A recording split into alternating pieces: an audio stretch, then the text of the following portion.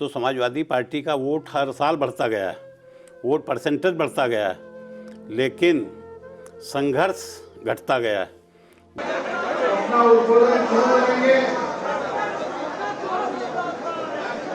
ये सही बात है कि जिनके हाथ में यहाँ स्थानीय स्तर पर बागडोर थी, वो लोग संघर्ष से दूर रहे, और जो संघर्ष से दूर रहे उनको मौका नहीं मिला। इसलिए पार्टी की आज ये स्थिति हुई। करके हमारी पार्टी को मजबूत बनाने का काम करें। बहुत बहुत धन्यवाद। जनता का समर्थन समाजवादी पार्टी के पास था, है और आगे भी रहेगा, लेकिन उस समर्थन को संघर्ष में बदलने का काम हम सबके सहयोग से करने का प्रयास करेंगे। नमस्कार, आपने देखना शुरू कर दिया है आई इंडिया और मैं हूं पंकज सिंह गौर। और आज आई इंडिया के स्टूडियो में खास मेहमान आए हुए हैं। सीतापुर वासी तो भली भांति आपको जानते हैं और पहचानते भी हैं। आप बिस्वा से पूर्व विधायक रामपाल यादव जी हैं, और जिन्होंने हाल ही में फिर से एक बार घर वापसी की है और समाजवादी पार्टी में पार्टी के मुखिया अखिलेश यादव उनको वापस लेकर आए हैं। आपका बहुत बहुत स्वागत है। धन्यवाद। अब हम चर्चा को आगे बढ़ाते हैं। दरअसल घर वापसी के बाद पहला आमना सामना हो रहा है। ऐसे में हम सभी लोग ये जानना चाह रहे हैं कि 2024 लोकसभा के चुनाव होने को हैं और दिग्गज नेता जो विधायक रहे बिस्वा से रामपाल यादव ने अपने घर में वापसी कर ली है, तो क्या इरादा है, क्या वादा है? देखिए, ऐसा है, समाजवादी पार्टी संघर्ष की राजनीति करती थी और संघर्ष के दम पर खड़ी थी। हमारा इरादा बिल्कुल पुराने उसी तेवर में संघर्ष करने का है और मुख्तार अनीस की विरासत को आगे बढ़ाने का। मुख्तार अनीस, जिनका आपने जिक्र किया, सीतापुर में समाजवादी पार्टी को उन्होंने खड़ा करने का काम किया। सीतापुर 2.5 दशक तक समाजवादी पार्टी का गढ़ रहा और उस गढ़ के पीछे स्वर्गीय मुख्तार अनीस का योगदान रहा। वो आपको राजनीति में लाए थे। अब उनकी विरासत को, उनकी राजनीतिक विरासत जो है उसको आगे बढ़ाने का आप काम करेंगे। कैसे संभव होगा, क्या लगता है 2024 लोकसभा चुनाव में कैसे आप मुकाबला कर पाएंगे भारतीय जनता पार्टी से? देखिए, ऐसा है, हमने अभी कहा है और आप भी जानते हैं कि समाजवादी पार्टी संघर्ष के दम पर खड़ी थी और समाजवादी पार्टी संगठन, संपर्क और संघर्ष तीनों चीज़ें इकट्ठा करके जब रणक्षेत्र में जाएगी तो समाजवादी पार्टी का वोट हर साल बढ़ता गया है, वोट परसेंटेज बढ़ता गया है, लेकिन संघर्ष घटता गया है। उस संघर्ष को बढ़ा करके हम लोग भारतीय जनता पार्टी का मुकाबला करेंगे हर मुद्दे को। आज सबसे बड़ा मुद्दा है किसान। भारतीय जनता पार्टी जात, धर्म, मजहब की राजनीति करती है। समाजवादी पार्टी किसानों की, नौजवानों की, बेरोजगारों के लिए रोड पर संघर्ष करेगी और उन्हीं के सहयोग से हम लोग 2024 में सफलता पाएंगे। तो ये माना जाए, बीच में अगर समाजवादी पार्टी कामयाब नहीं हुई है तो पार्टी के अंदर संघर्ष की कमी आई। जो पार्टी के अगुवाकार थे उन्होंने उतना संघर्ष नहीं किया। हाँ, ये सही बात है कि जिनके हाथ में यहाँ स्थानीय स्तर पर बागडोर थी, वो लोग संघर्ष से दूर रहे, और जो संघर्ष से दूर रहे उनको मौका नहीं मिला। इसलिए पार्टी की आज ये स्थिति हुई, वरना जनता का समर्थन समाजवादी पार्टी के पास था, है और आगे भी रहेगा, लेकिन उस समर्थन को संघर्ष में बदलने का काम हम सबके सहयोग से करने का प्रयास करेंगे। तो देखिए, एक बार फिर से समाजवादी पार्टी में पुराने दिन लौटने वाले हैं। संघर्षों के लिए रामपाल यादव जाने जाते थे। संघर्ष आपका इस कदर रहा कि पार्टी के अंदर भी संघर्ष हो गया था, और जिसके चलते समाजवादी पार्टी से आप बाहर हुए और कई दलों में आप गए। इस बीच जब आप पार्टी से बाहर हुए, कई दलों में गए, कई दलों का अनुभव रहा, आप दूसरे दलों से भी चुनाव लड़े, तो क्या अनुभव महसूस किया? समाजवादी पार्टी के जब इतर गए तो आपको कैसा लगा, वहाँ का खट्टा मीठा? देखिए, ऐसा है, कई दलों से चुनाव तो नहीं लड़े, चुनाव केवल जो समाजवादी पार्टी से अलग हुए लोकदल। तो लोकदल से ही लड़े। कई दलों में गए, जहाँ भी गए वहाँ हमको धोखा ही मिला। बसपा में गए, वहाँ पर अंतिम समय में हमारा टिकट काट दिया गया। भाजपा में गए, वहाँ अंतिम समय पर टिकट काट दिया गया। कांग्रेस में जिनके साथ गए वही साथ छोड़ करके चले गए। चूँकि हम मूल रूप से समाजवादी थे, विचारधारा समाजवादी है और पहले से विचारधारा समाजवादी थी, इसलिए अन्य दलों में हम गए ज़रूर, लेकिन वहाँ के लोगों ने हमको स्वीकार नहीं किया और हम मन से उनको नहीं स्वीकार कर पाए। तो ये माना जाए कि आप जब अन्य दलों में गए, इस दौरान सबसे पहले शुरुआत हम करेंगे भारतीय जनता पार्टी को। आपने कितना नज़दीक से देखा, उस पार्टी के अंदर क्या कुछ पाया, और समाजवादी पार्टी से अगर तुलना करें तो क्या अंतर है? भारतीय जनता पार्टी और समाजवादी पार्टी में बुनियादी अंतर ये है, जैसा कि पूरा हिंदुस्तान जानता है, समाजवादी पार्टी के नेता माननीय मुलायम सिंह यादव जी के कथनी और करनी में कोई अंतर नहीं था। भारतीय जनता पार्टी की कथनी और करनी में बहुत अंतर है।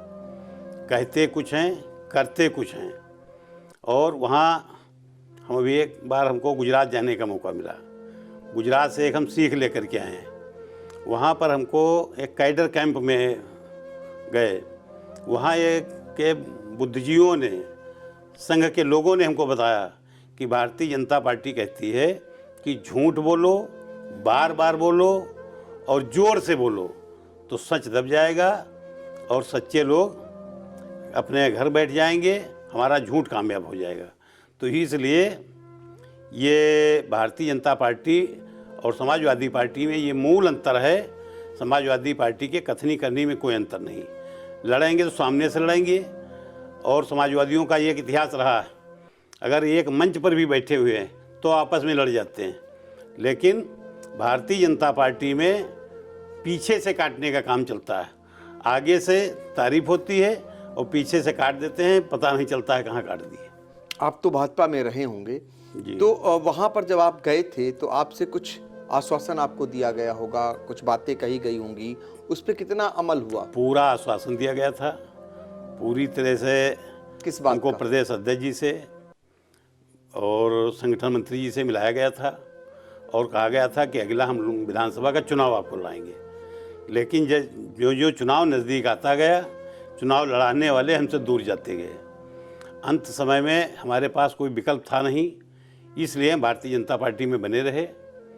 लेकिन जो लोग लड़ाने वाले थे, जिन लोगों ने वादा किया था लड़ाने का, वो वादा करके इस तरह से मुंह फेर लिए कि जैसे लगा कि हमको पहचानते ही नहीं। तो आप कहीं ना कहीं आहत हुए। अब उसकी पीड़ा तो हम क्या कहें कि जब आदमी ठगा जाता है और अपने आप खुद जा कर के ठगा जाए तो जो पीड़ा होती वही पीड़ा हमको हुई। तो खुद ठग गए भारतीय जनता पार्टी में, ये कहना है रामपाल यादव जी का। ये जानना चाहेंगे अखिलेश यादव जी से, आप संबंध बेहतर हो गए? पूर्व में जिस तरीके से जो कुछ हुआ सारा पटाक्षेप हो गया? फिलहाल अखिलेश यादव जी की भी हमारी जो वार्ता हुई है, जो हमारी भेंट हुई है, मुलाकात हुई है, उन्होंने खुले मन से हमको आमंत्रित किया है और खुले मन से हमारा स्वागत किया है और हम पूरे खुले मन से उनके साथ में हैं। आप चूँकि ज़िले के वरिष्ठ पत्रकार हैं, बहुत पुराने साथी भी हैं, आप जानते हैं हमारी भी कथनी करनी में कोई अंतर नहीं। हम भी कथनी के लिए किस स्तर तक चले गए वो आपने देखा है। हमने अपनी बात रखने के लिए अपना सब कुछ बर्बाद कर लिया, लेकिन बात अपनी कायम रखी। वो जो हमारा पुराना स्टैंड था वो आज भी कायम है। हमने अखिलेश यादव से वादा किया है, हम उनके साथ हैं और पूरी ताकत से उनके साथ रहेंगे। तो देखिए, अखिलेश यादव जी से आपकी सारी बात हो चुकी और अब कथनी करनी भी आपकी देख ली सबने। अब आपका ये है कि आप अखिलेश यादव के साथ हैं और अब उनके साथ रहेंगे। एक चीज़ और जानना चाहेंगे, आपको सीतापुर में जब आपकी सरकार थी तो लोग मिनी शिवपाल कहते थे, आप इतने पावरफुल थे। शिवपाल जी जब अब समाजवादी पार्टी में फिर से एक बार पावरफुल होते जा रहे हैं, इसका कितना बल मिलेगा पार्टी को? देखिए, ये हम नहीं, पूरा उत्तर प्रदेश कह रहा है। शिवपाल जी के आने से समाजवादी पार्टी को काफ़ी बल मिला है और इस बात को माननीय राष्ट्रीय अध्यक्ष श्री अखिलेश यादव जी ने भी स्वीकार किया है कि शिवपाल जी ज़मीन से जुड़े हुए नेता हैं और संघर्षों में पले हैं, संघर्षों में बढ़े हैं। इसलिए अभी हम लोग होली मिलन कार्यक्रम में थे, वहाँ पर सारे लोगों ने एक सुर में ये कहा कि अब शिवपाल जी पार्टी में आए हैं तो पार्टी को निश्चित ही मजबूती मिलेगी। वो चूँकि ज़मीन से जुड़े हुए हैं, सबकी बात सुनते हैं, सबसे मिलते हैं, इसलिए पूरी ताकत समाजवादी पार्टी को मिलेगी। बिल्कुल। तो देखिए शिवपाल यादव जी के खासम खास माने जाते हैं रामपाल यादव जी, और उनका भी अब ये मत है कि शिवपाल यादव चूँकि समाजवादी पार्टी में अब फिर से एक बार पावरफुल होते जा रहे हैं, इससे पार्टी को बहुत बल मिलेगा, ये कहना है आपका। हम जानना चाहेंगे कि भारतीय जनता पार्टी की जीत का मंत्र क्या है, वो जीतती क्यों आ रही? 10 साल केंद्र में हो गया और फिर से यूपी में भी रिपीट की है। क्या कारण है? भारतीय जनता पार्टी की अपनी लोकप्रियता है या विपक्षी दलों की नाकामियां हैं? देखिए, भारतीय जनता पार्टी की इतनी लोकप्रियता नहीं है जितनी विपक्षी दलों की नाकामियां हैं। पहला नंबर 1 तो बसपा बिल्कुल ख़त्म हो गई। बसपा का वोट जो है, बहुजन समाजवादी पार्टी का वोट भारतीय जनता पार्टी में डाइवर्ट हो गया, इसलिए भारतीय जनता पार्टी जीती है।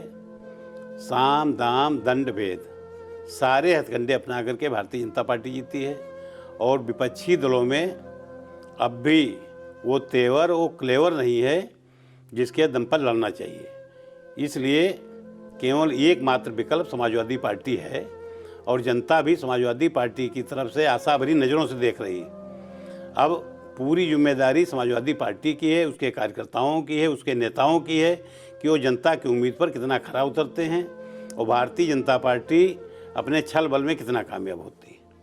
अच्छा, एक चीज़ बताइए, सभी लोग कहते हैं कि सत्ता है दोनों जगह और रामपाल यादव जी को डर नहीं लगता फिर से समाजवादी पार्टी में आ गए, और आप बोलते भी हैं और करते भी हैं, और जिस तरीके की कार्रवाइयाँ हो रही ऊपर से लेकर नीचे तक, कभी मन में आता होगा, डर आता है कि नहीं, डर लगता है? नहीं, हमको कभी डर नहीं लगा है। आप जानते हैं, पूरा ज़िला जानता है कि हम भारतीय जनता पार्टी से भी लड़ चुके हैं और अपनी पार्टी से भी लड़ चुके हैं। तो डर का हाल ये है, जो डर गया वो मर गया। तो घुट घुट करके मरने से अच्छा है लड़ करके मर जाओ। तो इसलिए हमारे में डर नाम की कोई चीज़ नहीं है। हमारे पास कोई ऐसी, हमने पहले भी कहा था, और अपने खिलाफ सीबीआई जांच के लिए हमने माननीय राजनाथ सिंह तत्कालीन गृह मंत्री थे, उनको दिया था कि हमारे खिलाफ सीबीआई जांच करा लीजिए जो हमारे पे आरोप लगे थे। आज भी हम उस पर कायम हैं। तो इसके अलावा और कोई डर की कोई चीज़ें नहीं।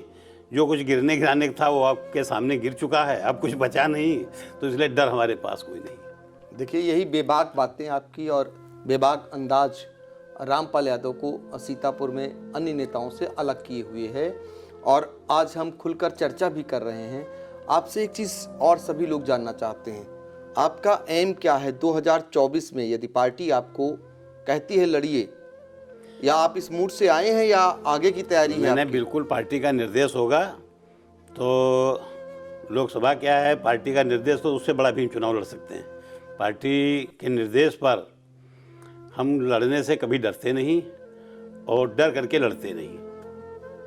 देखिए, फिर वही अंदाज सभी जानते हैं कि अपना आपका अंदाज होता है जो अपनी पार्टी से खुद टकरा कर बहुत सारा नुकसान उठाए, सभी ने देखा, और उसके बाद भी झुके नहीं, रुके नहीं। जब सरकार नहीं रही और दोनों की स्थितियां एक समान होती चली गई, तो दोनों एक मंच पर फिर से आ गए और फिर से घर वापसी कर अब फिर से ताल ठोक रहे हैं और उसी पार्टी को फिर से मजबूत करने के इरादे से काम करना शुरू कर दिए हैं। अपने शुभचिंतकों के लिए, अपने कार्यकर्ताओं के लिए अब पार्टी में एक रौनक जैसी देखने को मिल रही है, उनके लिए क्या कहना चाहेंगे?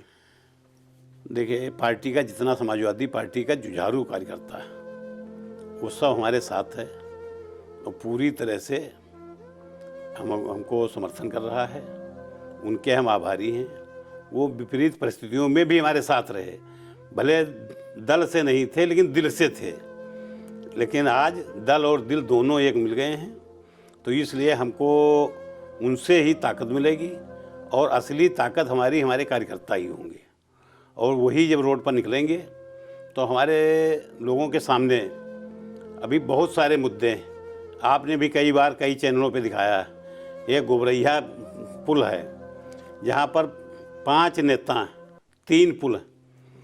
एक तो हमारे क्षेत्रीय सांसद जी और लोक निर्माण मंत्री का भी क्षेत्र है और माननीय मंत्री कारागार का भी क्षेत्र है, उपाध्यक्ष राष्ट्रीय रेखा वर्मा जी का भी क्षेत्र है। वो पुलिया जहाँ पड़ती है, तीनों मतलब डबल इंजन की सरकार है, वो एक छोटी सी पुलिया नहीं बन पाती। आपके विधायक का भी क्षेत्र, हमारे विधायक का भी क्षेत्र है।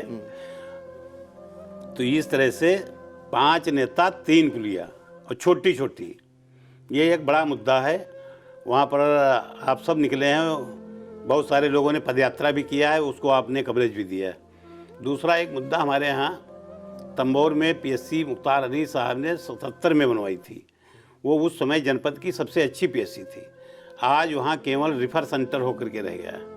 वहाँ अगर कोई मरहम पट्टी भी कराने जाता है तो वहाँ के डॉक्टर सिर्फ रिफ़र करते हैं। 2 एम्बुलेंस खड़ी होती हैं। हम अभी पिछली बार होली में वहाँ थे। होली में हमारे घर के बगल में एक एक्सीडेंट हो गया, उनको हम लेकर के गए तो केवल हाथ पाँव में खरोंच थी, तो 2 एम्बुलेंस लेकर के उनको सीतापुर आई। तो इस तरह से वो एक हमारे माननीय सांसद जी का गोद लिया हुआ हॉस्पिटल है और उसकी ये स्थिति है कि वहाँ पर ना अस्पताल डॉक्टर हैं, ना दवाई है, मरहम पट्टी के लिए भी सीतापुर रेफर करते हैं। ये एक बड़ी समस्या है। तीसरी एक समस्या बिसवा में है। किसी महीने में आप अगर कभी बहुत जल्दी में होंगे तो किसी रोड से क्रॉस नहीं कर सकते हैं बिना जाम हुए। वहाँ 2 रेलवे के पुल, रेलवे फाटक हैं, वो कम से कम दिन में 24 घंटे में 8 घंटे बंद रहते हैं। ये एक बड़ी समस्या है। इन सब समस्याओं को लेकर के हम डबल इंजन की सरकार से आपके माध्यम से मांग करते हैं कि इन समस्याओं का तत्काल निदान कराया जाए और सीतापुर की जनता को और सभी लोगों को राहत दी जाए। देखिए, तो बहुत सारी ऐसी समस्याएं जो आप क्षेत्र के चूँकि पूर्व जनप्रतिनिधि रहे हैं उनको भी आपने सामने रखा और उनको दूर करने की सरकार से ही मांग कर रहे हैं। ये जानना चाहेंगे कि चुनाव क्या लग रहा है कि जो समाजवादी पार्टी का सीतापुर गढ़ होता था 2.5 दशक तक रहा, फिर हम उसी पर आ रहे हैं। कहीं ना कहीं आपको लगता था कि ये दुर्दिन होंगे समाजवादी पार्टी के, ये नौबत आएगी? बिल्कुल ऐसी स्थिति नहीं थी, ना ऐसी स्थिति रहेगी। जनता का प्यार और स्नेह मिला तो पुनः वही दिन जो सन 2012 में थे, 2002-3 में रहे। ये हार जीत तो प्रजातंत्र में लगी रहती, लेकिन ये स्थिति नहीं थी कि पिछली बार मात्र एक विधायक थे महमूदाबाद से, इस बार एकमात्र विधायक हैं लहरपुर से। हमेशा सीतापुर समाजवादियों का गढ़ रहा है और जनता का प्यार और स्नेह मिला तो ये पुनः समाजवादी पार्टी का गढ़ बनेगा। देखिए, ये हुंकार है और ये वादा है रामपाल यादव जी का कि फिर से एक बार समाजवादी पार्टी का सीतापुर गढ़ बनेगा, चूँकि 2.5 दशक तक सीतापुर गढ़ रहा है और जनता से आप सहयोग मांग रहे हैं, चूँकि जनता के बल से ही जनप्रतिनिधि चुनकर आते हैं। ऐसे में आपका वादा भी है और इरादा भी है। बसपा में भी कुछ दिन के लिए आप गए थे। अब बसपा की स्थिति क्या लगती है? पिछली बार आप खुद कह रहे हैं कि बसपा का वोट भाजपा में ट्रांसफर हो गया था, कुछ वोट वापस हुआ है बसपा में या फिर वही स्थिति बनती जा रही? अभी देखिए, बसपा बिल्कुल साइलेंट मोड पर है, तो बसपा में कोई वापसी की संभावना हमको दिखाई नहीं पड़ रही है। लेकिन हम लोग ये कोशिश करेंगे कि बसपा और समाजवादी पार्टी की विचारधारा एक, दोनों की विचारधारा डॉक्टर भीमराव अंबेडकर के प्रति, डॉक्टर राम मनोहर लोहिया की विचारधारा से मेल खाती हुई विचारधारा है। तो हम लोग एक साथ जुड़ करके सारी विचारधाराओं को एकत्र करेंगे तो बसपा का वोट जो भाजपा में गया है उसको हम लोग चाहेंगे कि समाजवादी पार्टी में आए और वही वोट जब समाजवादी पार्टी में आएगा तब समाजवादी पार्टी भारतीय जनता पार्टी पर भारी पड़ेगी। देखिए, ये आपका जो एक सुझाव है, आगे की जो कार्य योजना है वो भी आपने बता दी कि कैसे वो वोट बैंक जो बसपा का भाजपा में शिफ्ट हुआ है उसको कैसे लाएंगे, इसको भी आपने स्पष्ट तौर पे बताया। क्या तैयारियां शुरू हो गई हैं लोकसभा चुनाव की? अभी तो निकाय चुनाव होना है जिसे सेमीफाइनल के रूप में माना जा रहा है। निकाय चुनाव में समाजवादी पार्टी का मुकाबला भारतीय जनता पार्टी से पिछली बार भी जबरदस्त हुआ था। इस बार क्या स्थिति रहने वाली है? बिल्कुल, इस बार भी निकाय चुनाव में भारतीय जनता पार्टी से समाजवादी पार्टी आगे रहेगी, पूरे प्रदेश में आगे रहेगी और हर तरह से आगे रहेगी। निकाय चुनाव में समाजवादी पार्टी का ही बोलबाला होगा। अब जहाँ तक बात 2024 की है, तो ये सेमीफाइनल निकाय चुनाव तो होगा, लेकिन यहाँ शहर और देहात में अंतर है। देहात की समस्याएं अलग हैं, शहर की समस्याएं अलग हैं। तो जब शहर हम जीतेंगे तो देहात जीतने में कोई बड़ी दिक्कत नहीं आएगी। रामपाल यादव के स्वभाव में कोई बदलाव आया है जो एक सत्ता के दौरान हुआ करता था? कुछ खामियां, कुछ गलतियां आपकी महसूस की होगी आपने। हर इंसान से गलती हो जाती है। कुछ गलतियां आपको लगी कि उस दौरान आपसे हो गई थी, अब स्वभाव में परिवर्तन लाएंगे आप? अब ये तो वक्त परिवर्तन ला देता है और वक्त ही सबसे बड़ी ताकत है। वक्त के हिसाब से अपने आप को ढालना पड़ेगा, उसमें हम ढालने की कोशिश करेंगे। कुछ गलतियां हुई थी लगता था? हाँ, जरूर कुछ गलतियां तो रही होंगी। यही देखिए, ये बेबाक जो है अंदाज आपका, और उस चीज़ को स्वीकार भी करते हैं और इसीलिए जाने और पहचाने जाते हैं। मुंह पर ही कह देते हैं जो कुछ किसी से भी कहना हो, क्यों ना अपनी पार्टी के मुखिया से ही कहना हो, उसमें भी कहने में नहीं चूकते थे। कहीं ना कहीं उसका भी खामियाजा भुगता, लेकिन अब फिर एक बार उसी पार्टी के लिए, जिस पार्टी से विधायक चुने गए, जिस पार्टी से राजनीति की शुरुआत की, उसी पार्टी को आगे बढ़ाने की दिशा में फिर से लग गए हैं पूर्व विधायक रामपाल यादव जी। आगे देखना होगा वो कितना मकसद में कामयाब होते हैं, क्योंकि वो सीतापुर को फिर से एक बार समाजवादी पार्टी का गढ़ बनाने के लिए लग गए हैं। कामयाबी कितनी मिलती है ये समय बताएगा। आपने हमसे बातचीत की, आपका बहुत बहुत धन्यवाद।